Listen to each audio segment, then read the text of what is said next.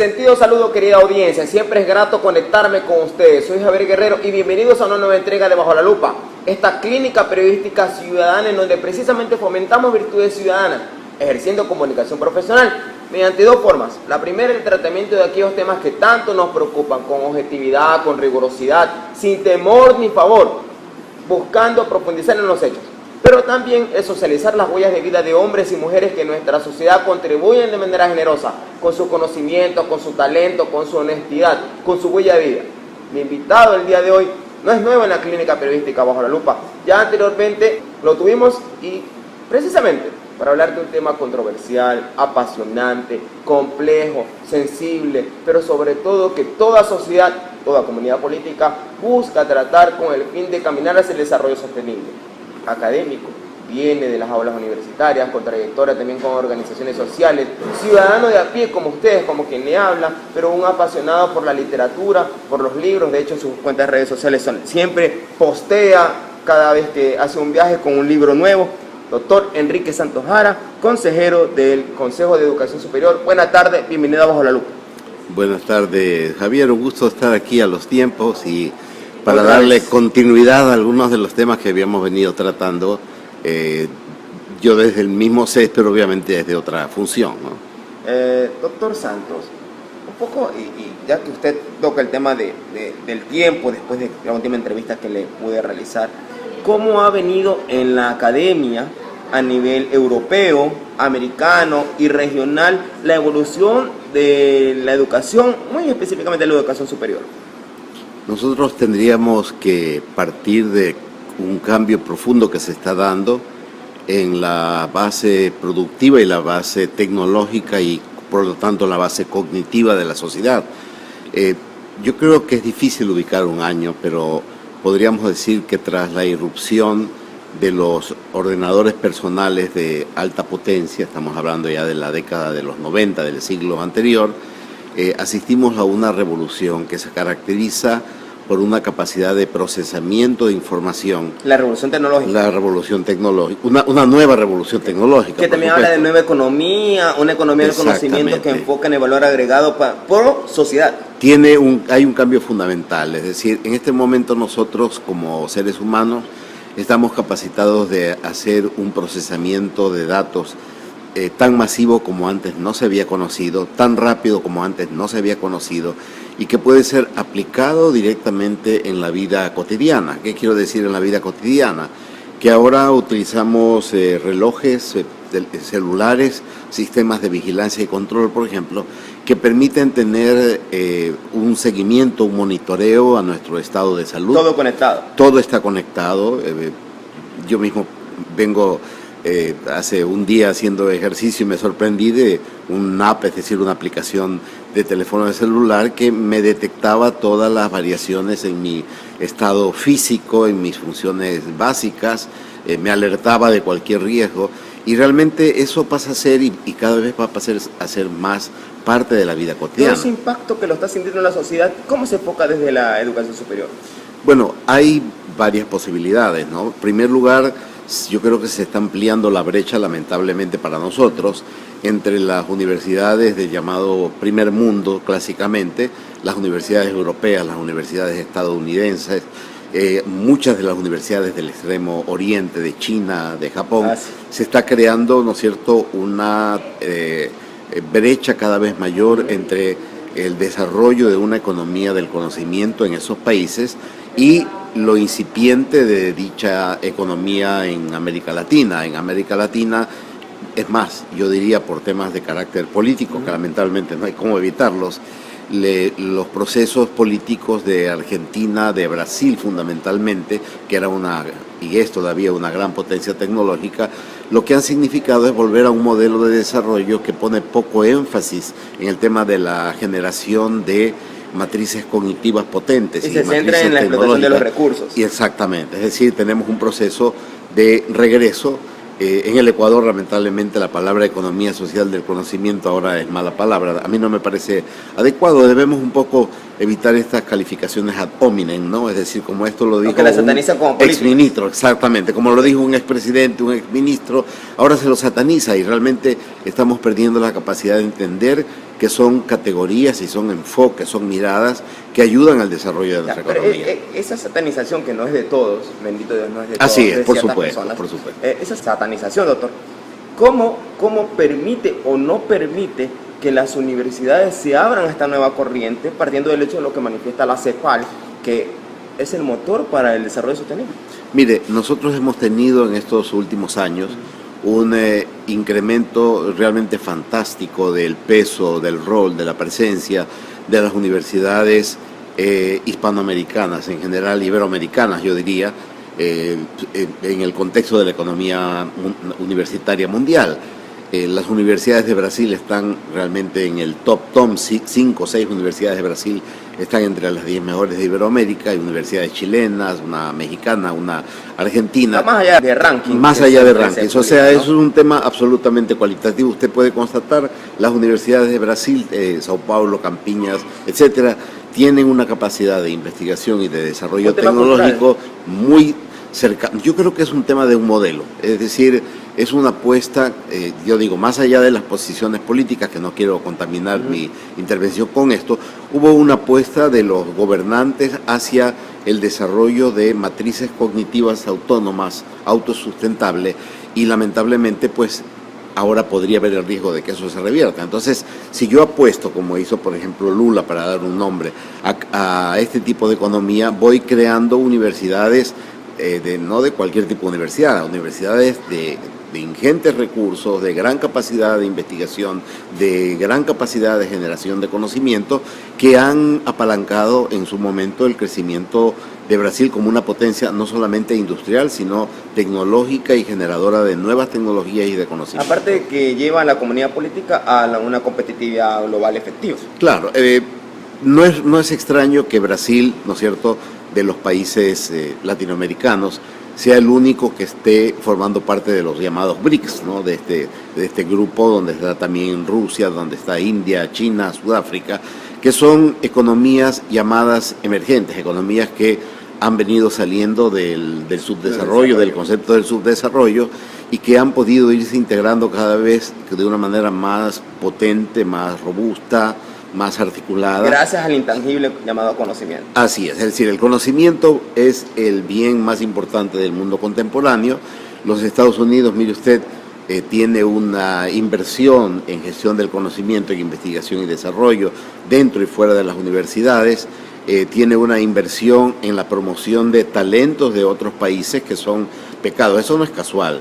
Las becas a chinos, las becas a indios, a pakistaníes, a gente del Medio Oriente y a latinoamericanos, obviamente tiene un objetivo muy práctico. Los estadounidenses son muy pragmáticos en eso, y el objetivo pragmático es que poder recuperar un talento humano, una capacidad cognitiva, procesual, de las personas de más alta inteligencia y creatividad de los países del antes llamado tercer mundo. Antes de irme al otro bloque, doctor, y me quedo en el tema de la economía de conocimiento y quiero profundizar un poco más porque de paso es tema de mi tesis doctoral en la Universidad de Sevilla. ¿Cree usted, y bajo su lógica, con bastante rigor, en la región es incipiente o es embrionario el trabajo en economía de conocimiento? A ver, yo creo que es desigual. Hay países que definitivamente no hacen ningún tipo de apuesta.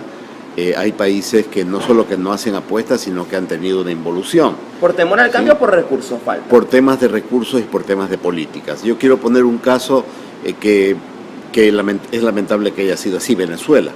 Venezuela fue una de las potencias, yo diría que fue la potencia cognitiva y universitaria más importante de América Latina en la década pasada. Las universidades venezolanas en los años 80, por ejemplo, y hasta en los años 70, 80, estaban a la vanguardia en cuanto a la capacidad de transferencia de conocimiento, de transferencia tecnológica, de investigación, de creación. Ellos tenían formando doctores y formando postdoc, investigadores en todo el mundo.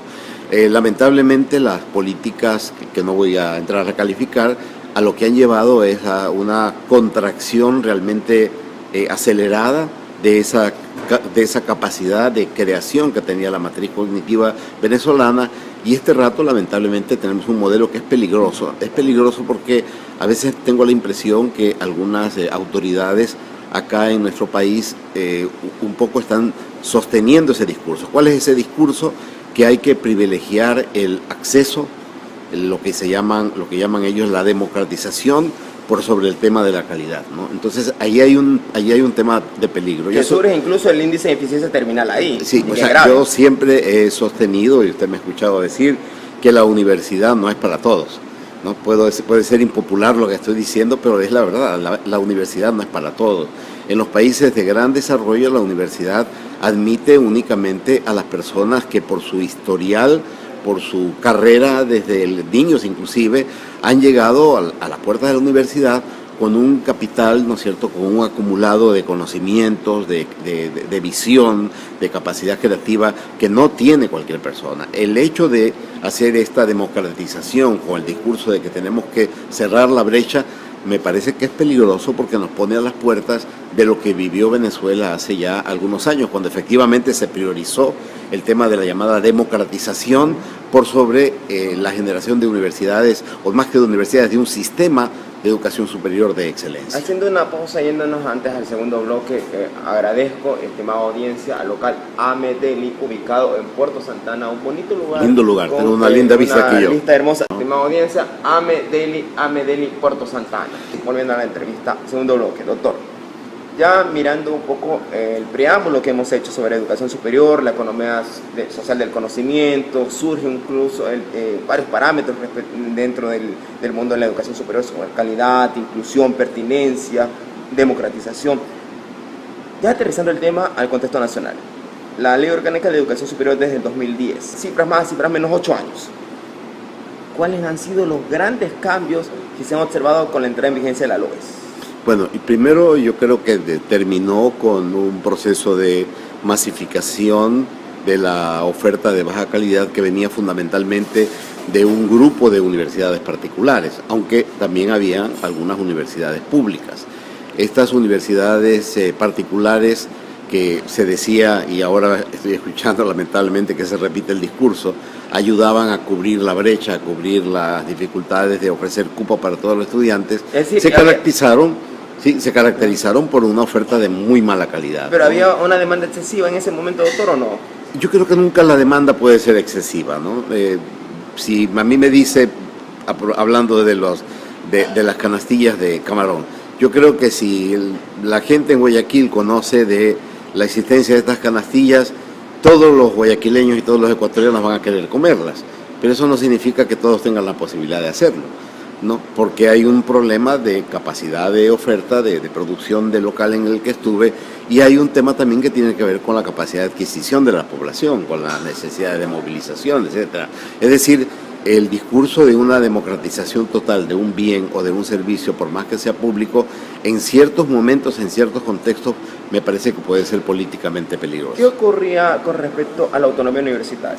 Bueno, había una autarquía universitaria. Yo he utilizado esa expresión. La autonomía implica una autorregulación que la puso la ley del 2010 como responsable, pero que yo creo que siempre se ha entendido como responsable.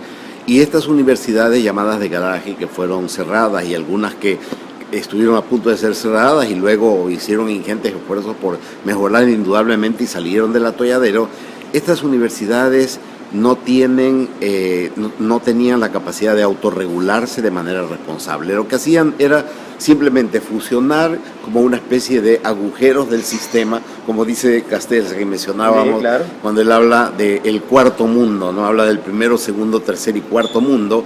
Yo creo que estas universidades eran el cuarto mundo del sistema de educación superior, es decir, hoyos, guetos, que no tenían la capacidad efectiva de aportar al desarrollo del sistema, y más bien lo que hacían era generar espacios con riesgos sociales terribles, como fue el llegar al famoso caso de la Universidad Cooperativa de Colombia, en donde los títulos se vendían, en donde tenemos todavía asambleístas, tenemos jueces inclusive, que están en el sistema, que tienen un título de esa universidad y que en su momento fue comprobado de que ni siquiera asistían a clases. Es decir, objetivamente, esto no es una opinión subjetiva mía, esa universidad vendía los títulos, y ese fue el motivo por el cual en el año 2008 se inicia este proceso, porque hay que ser muy claro, El proceso de depuración de la Universidad Ecuatoriana lo inicia la Asamblea Nacional Constituyente con el famoso mandato 14. El cierre de aquellas universidades que no cumplían con estándares mínimos también empujó a que exista ya un nivel de acreditación por parte del Estado y regulación. ¿Cómo ha visto eso, doctor? El profesor Arturo Villavicencio, a quien yo respeto y admiro muchísimo, independientemente de que a veces hayamos tenido diferencias en la apreciación del momento político, etcétera. Sin embargo, a mí me parece pues realmente uno de los cerebros más importantes para entender el tema de la educación superior. Él fue el artífice de esta evaluación del año 2008. Hay muchas personas que lo han satanizado. Yo no, yo lo defiendo. Yo creo que Arturo Villavicencio, con un equipo pequeño, con pocos recursos, puso al servicio del país su capacidad intelectual para generar un modelo, que es un modelo que en lo sustancial se ha mantenido. Es un modelo basado en un conjunto de criterios de lo que se llama el análisis situacional, ¿no es cierto?, de lo que es la utilización de parámetros de comparación desde distintos grupos de actores, el hecho de modelizar el sistema universitario, diciéndolo como él lo dice, reconociendo que la modelización matemática no es exacta, porque los números son también una forma subjetiva de captar la realidad. Yo creo que él marcó un parangón, él puso una vara alta, y lo que han hecho lo que hizo el CEACES luego de él, durante Long y luego durante Cadena y hasta hace poco con Gabriel Galarza, realmente fue tratar de mantenerse en esa vara alta que él puso. Digo hasta hace poco porque luego hablaremos, los cambios en la LOES pues sí introducen modificaciones en este respecto. Finalmente, doctor, ¿qué ocurre del lado de los docentes? ¿Cómo era el asunto de los sueldos, la recategorización y del lado del estudiante respecto a la participación ciudadana dentro del sistema con el gobierno? Mire, hay dos temas ahí.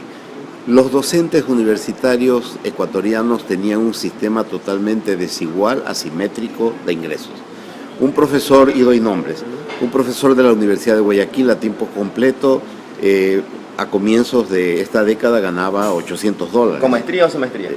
Era independiente del título, no importaba. No interesaba. Si no tenía maestría, igual ingresaba. Igual ingresaba. Ya. Habían profesores que no tenían maestría porque la ley de educación superior, que luego se convirtió en orgánica del 2000, decía que debía alcanzarse un título de cuarto nivel, pero el título de cuarto nivel podía ser un diplomado, podía ser una especialización. Era abierto. O era lo que hizo mucho daño a la Universidad Ecuatoriana, una proliferación de maestrías de educación superior que daban las propias universidades para sus propios profesores, lo que genera un proceso que llamamos endogamia, ¿no? Y la endogamia, igual que en biología, es peligrosa porque hace que los genes recesivos sean los que se activen y las generaciones posteriores tengan un conjunto de taras y de deformaciones. Yo creo que la metáfora es exactamente esa en la universidad. Las universidades endogámicas que crean maestrías en donde se gradúa al 80% de sus profesores, que creaban maestrías, en donde se graduaba el 80% de sus profesores con maestría, lo que generaban era un gen académico, un gen organizacional, un gen cultural absolutamente recesivo. ¿Surgía el puro interés entonces? Sí, de la necesidad de cumplir con estándares, ¿sí? Pero el país, ¿qué necesitaba? El país necesitaba másters en manejo de recursos, másters, solamente voy a opinar viendo lo que tengo delante, másters en biología vegetal, másters en paisajística, ¿sí? No había, es decir, la oferta estaba concentrada en educación superior porque era el camino más fácil, además de interesar a todos los docentes, no de todas las universidades, eso quiero ser claro, a que se focalicen en unas pocas actividades por el mero cumplimiento. ¿Y el gobierno, doctor? Bueno, el cogobierno ha sido un tema de debate. Yo he vivido todo el proceso. Nosotros teníamos cogobierno paritario antes del 82. El cogobierno paritario, pues como su nombre lo indicaba, que había igual número de profesores e igual número de representantes de estudiantes. Y esto generaba no democracia, yo no creo que eso genera democracia, eso generaba un proceso de politización, de politiquerización de la universidad, porque evidentemente lo que hacían los dirigentes políticos, sean docentes, sean estudiantes o de las autoridades, era generar maniobras, generar negociaciones, en donde a cambio de ciertas prebendas se lograban los votos de los estudiantes para determinadas posiciones.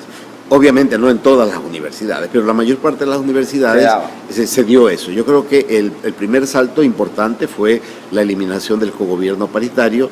Los estudiantes pasaron a tener a partir del 82 una presencia del 50% con respecto a los profesores, que me parecía en su momento adecuado, porque no se trata de eliminar a los estudiantes de la toma de decisiones, pero es evidente que, para decirlo porcentualmente, el 60% de las decisiones, el 70% de las decisiones que se toman en la universidad tienen que ser dirigidas desde quienes hacen de la universidad su espacio de vida permanente, quienes están madurando, ganando experiencia, ganando conocimientos, que somos los docentes. Así es, el estudiante tiene una participación transitoria. Esa participación transitoria sí es necesaria, porque es un contrapeso al hecho de que se puedan generar autoritarismos desde el lado académico. Yo creo que la presencia de estudiantes en el gobierno es clave, es absolutamente sano. Me parece bien que lo que hizo la ley en el 2010, que fue disminuir, decía, del 10 al 25%, se le haya subido. Me parece que no hay que tener miedo a la participación estudiantil, había que tenerle miedo al cogobierno paritario, había que tenerle miedo, capaz que en algunos contextos, al cogobierno de un delegado estudiantil por cada 2 delegados docentes. Capaz que a eso le tenemos que tener miedo, pero las cifras que se manejan actualmente son totalmente manejables, son totalmente sensatas y permiten efectivamente la promoción de una dirigencia de nuevo tipo, como está ocurriendo. Hacemos una pausa para el corte final, recordándoles a ustedes, estimada audiencia, además una socialización comercial en el momento de elegir hacia la calidad y hacia equipar su bien inmueble con calidad. Valpisa, empresa de 20 años de experiencia, líderes en importación, comercialización y venta de mármoles, granitos, cerámica, porcelanato, piedras importadas desde diversos países como Brasil, Italia y Noruega. Valpisa, dedicada a servir gustos más exigentes respecto a la calidad en construcción. Valpisa lo pueden encontrar en www.valpisa.com.es y su dirección en Urdesa, Víctor Emilio Estrada y Costanera. Víctor Emilio Estrada y Costanera, Guayaquil, Ecuador. A nivel nacional e internacional, valpisa.com.es. Para el bloque final, doctor. Primer momento, todo lo que se venía diciendo regional, europeo y americano sobre educación superior. Segundo momento, aterrizaje a Ecuador, la irrupción de normativa en educación superior, la irrupción de la nueva normativa en calidad y orgánica. Momento 2018, se lanzó desde el Ejecutivo una propuesta de una normativa de reformas a la educación superior, el legislativo la trató, hubo un consenso con todos los actores, se presentó, luego el Ejecutivo emitió un veto parcial, el veto parcial se trató. Y ¿cómo usted mira esos ajustes que hacen las reformas a la Ley Orgánica de Educación Superior respecto a lo que ya teníamos? Y le aterrizo la pregunta, con calidad y con inclusión. Yo creo que algo hay que destacar. Y yo creo que el liderazgo, la dirección que tomó el secretario de la CENESID, Augusto Barrera, en el proceso es encomiable. Él dinamizó, él juntó, él agrupó. Yo puedo decirle que como CES discutimos reformas, discutimos los puntos claves de reforma. Evidentemente, y yo eso lo entiendo perfectamente, cuando se trata de construir consensos, en el consenso siempre hay partes que no están satisfechas. Yo le puedo decir, muchas de las propuestas en las que yo creía y sigo creyendo no fueron incluidas en la ley, pero no puedo esperar que se haga una ley a mi medida. Yo debo entender que el consenso significa elementos positivos en los que nosotros como consejeros no sé exactamente, ¿no? Creo que eso era positivo. Él tuvo esa capacidad de liderazgo y es algo que yo quiero destacárselo públicamente, la capacidad de Augusto Barrera en ese sentido. Por no decir de todas las universidades, fue positiva. Sí, absolutamente, y no solo las universidades, el CEACES, el CES, la propia CENESID, participamos en este debate. Salió una ley de consenso, inclusive con el feedback de algunos de los asambleístas, sobre todo los de la Comisión de Cultura, Ciencia y Tecnología y Educación, y tenemos algunos puntos positivos. Primero, reforzar la participación de los estudiantes en el gobierno a un nivel que es totalmente razonable, hasta el 35%. Puntos positivos. Más allá era inviable. No, más allá era inviable, porque sería regresar al pasado, ¿no? Puntos positivos, el hecho de que a pesar de la presión que se ejerció por parte de algunos rectores para eliminar el requisito de doctorado para ser rector, se mantuvo, me parece un punto positivo. Para vicerrector no, me corrige. Para vicerrector académico también se exige. Se mantiene exactamente perfecto. El mismo pedido. Inclusive se elevaron los requisitos de publicaciones, que eran mínimos en la ley anterior. El tiempo de experiencia se lo valora de mejor manera. Yo creo que eso es positivo. Perdona que le interrumpa, el periodo de ventana para los que no tienen doctorado y que están en transición. Ese es un elemento importante. Yo creo que nosotros habíamos solucionado ya en el CES ese tema, pero obviamente legalmente lo habíamos solucionado a un nivel de una norma inferior. En el reglamento de escalafón habíamos creado la figura del profesor titular principal, no del escalafón previo. ¿Sí? Entonces, eso permitía decir, bueno, el profesor, la LOE decía, el profesor pierde la condición de titular principal a partir del año 2017, y así fue. Perdió esa condición, ¿qué pasó a ser? Pasó a ser profesor titular principal del escalafón previo. Entonces, eso fue una salida y generamos una norma que permitía de manera abierta que a medida que un profesor titular principal del escalafón previo obtenía su título doctoral, retornaba otra vez, podía, ¿no es cierto?, llegar a la categoría de principal del nuevo escalafón. Eso es positivo, eso fue una pelea bastante dura con algunos rectores, inclusive amigos, que discrepábamos sobre ese tema, pero yo creo que eso es positivo. Se nos decía, por ejemplo, en Europa no hay el requisito. Lo que pasa es que en Europa hay cosas que no se ponen como requisito porque son obvias. Entonces es absolutamente obvio que un rector... Es lo normal. Es lo normal. Un profesor de alto nivel, un profesor o un tenure, como se llama en los Estados Unidos, tiene un PhD en una universidad, en un college seguramente no. Y no es el fin. No es el fin. No es el fin, eso ya es un hábitus. Es un hábito que ahí está enraizado. Entonces, al estar enraizado, obviamente no necesitan ponerlo en la norma. Perfecto. Pero acá, yo hago la comparación, es como la afirmación, como las medidas afirmativas positivas para las mujeres, ¿no? El hecho de buscar la paridad de género no es que garantiza la igualdad, pero es un elemento que hace que la sociedad se plantee un horizonte que es, posiblemente no lleguemos a la igualdad, a la equidad total, pero vamos a llegar, ¿no es cierto?, a lo más cerca que podamos tener en términos de paridad. ¿Se mantiene el escalafón previo? Se mantiene el escalafón previo hasta el año 2023. En el año 2023... ahí el tope. ¿Qué es el tope? Y que porque se entiende que yo diría los profesores... Sí, los profesores que no saquen maestría de aquí hasta el año 2018, doctorado, hasta el 2018, seguramente son los docentes que ya no tienen interés y que lo que están esperando es el proceso de jubilación. Entonces, me parece que fue una medida correcta, adecuada, que recogió la buena práctica generada desde el CES. El tema salarial que usted me preguntaba, sí, yo lo quiero comentar. Ahora, hace unos años nosotros nos jactábamos de que los sueldos de los docentes eran superiores, después de la LOES, ¿no? Perfecto. Eran superiores a los de la mayor parte de los países de América Latina. Ahora, lamentablemente, oigo un discurso en que se sataniza eso. Ahora resulta que es malo que un docente universitario gane más que a veces un funcionario público. Y noto lamentablemente una presión desde ciertas instancias del Estado, del gobierno, para que se congelen sueldos, para que se eliminen estímulos en nombre de una supuesta política de austeridad también para las universidades. Yo creo que yo personalmente estoy en desacuerdo inclusive con la disposición que obviamente está contenida en la LOCEP, es una norma que nadie la ha derogado, de que ningún profesor universitario puede ganar más que el presidente de la República, pero esa misma disposición exceptúa, ¿no?, a otros grupos sociales que no los voy a mencionar por las implicaciones institucionales y políticas que tiene, los exceptúa de esta excepción y el profesor universitario, en cambio, que es una persona que se prepara a lo largo de toda la vida, estamos hablando del profesor de nueva carrera, y que en función de esa carrera de producción, de investigación, de docencia de calidad, podría alcanzar un sueldo, a mí me parece que es justo, que sea superior al del presidente, no lo hace por esta restricción de una norma que en mi entendimiento no tiene que ver directamente con la educación superior. La LOCEP es para el servidor público no universitario. ¿De su pensar sale que la Asamblea Nacional debe tratar este tema, doctor? Yo creo que no es el momento. En este momento hay una preocupación por el tema de la austeridad. Yo creo que inclusive corremos el riesgo de que este discurso de la austeridad vaya más allá de las condiciones.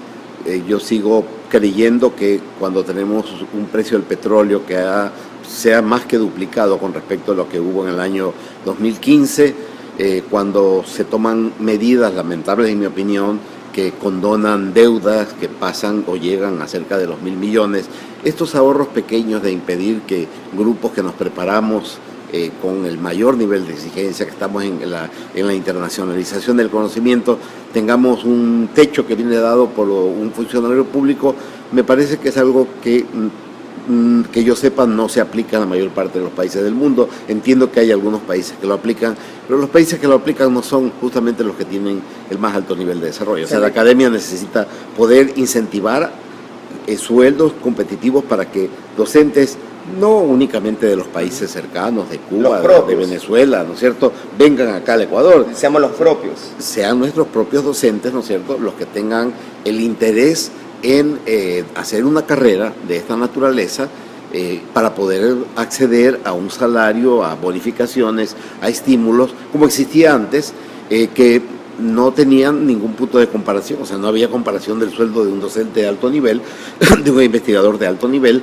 con el presidente de la República, por poner un solo ejemplo. ¿Cuál sería, no solamente su posición, su pensar, pero como consejero del CES, los requisitos mínimos y que están establecidos con las reformas a la LOES de entrada para un profesional que quiera ingresar al sistema?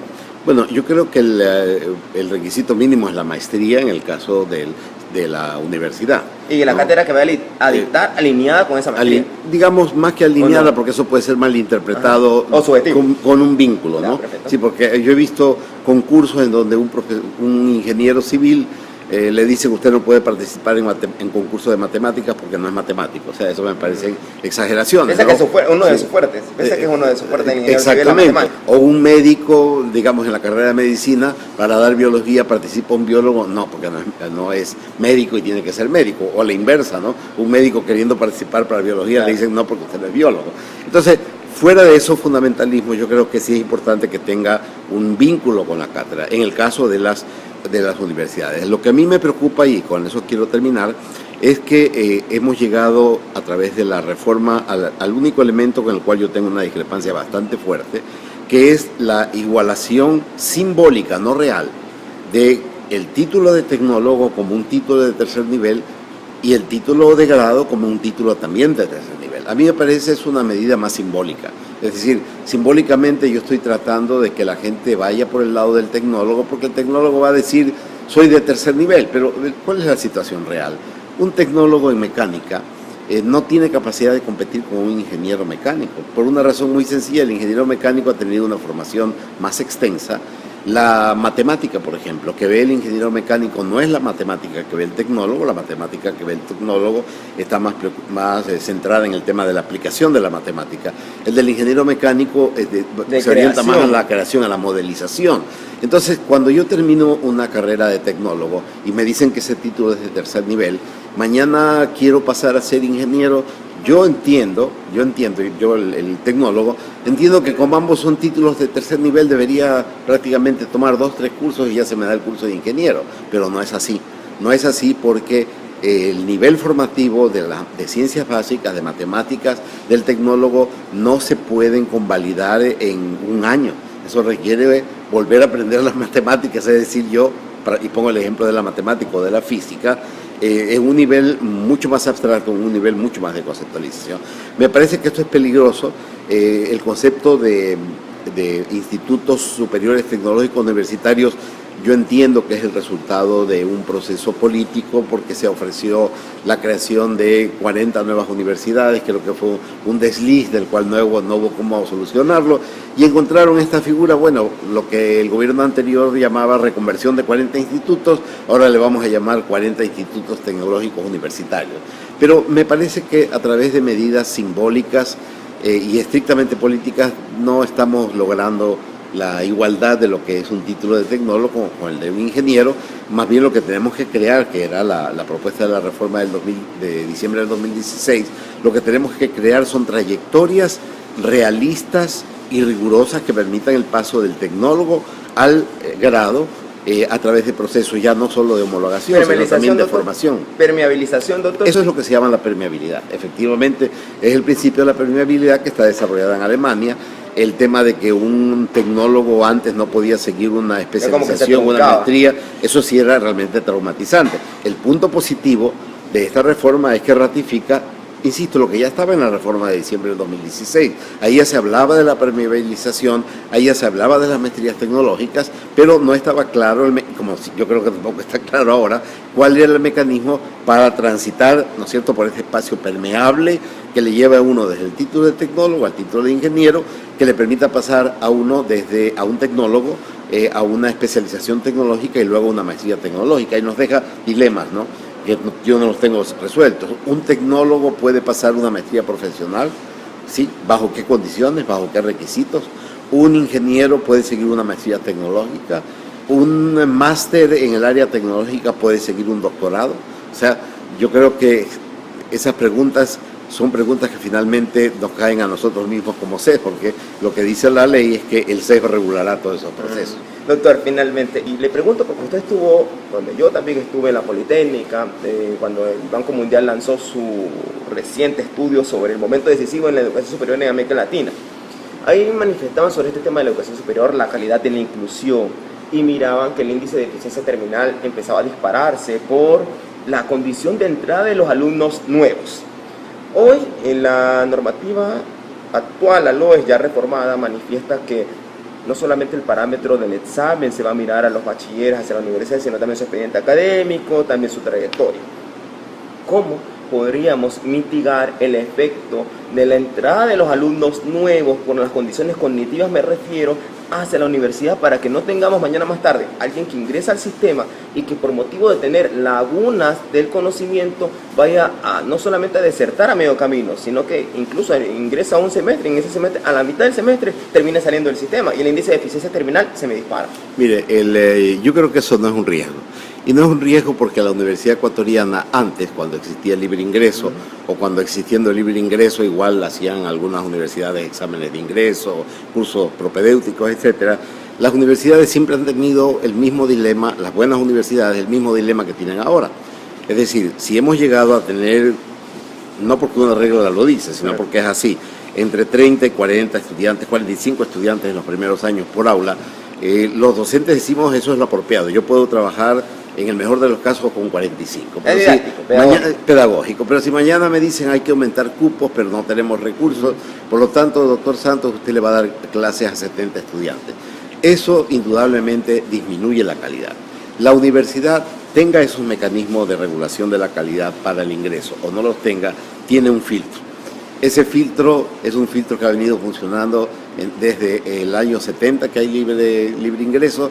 Ese filtro se llama el paso del primer semestre o primer ciclo al segundo semestre. Yo le puedo garantizar, tanto cuando fui estudiante, que entré con libre ingreso, éramos 120 años en 1975, y en el segundo ciclo quedábamos solo 15.